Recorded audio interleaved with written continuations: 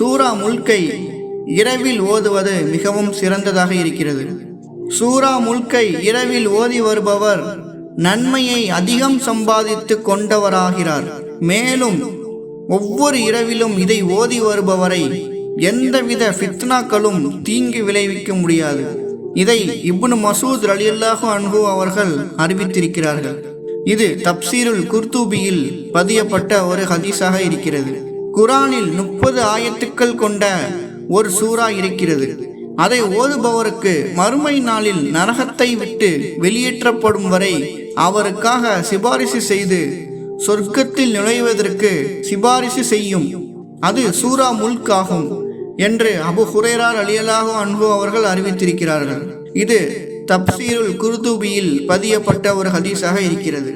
சூரா முல்க் ஒரு பாதுகாப்பு பெட்டகமாகும். இதை ஓதி வருபவருக்கு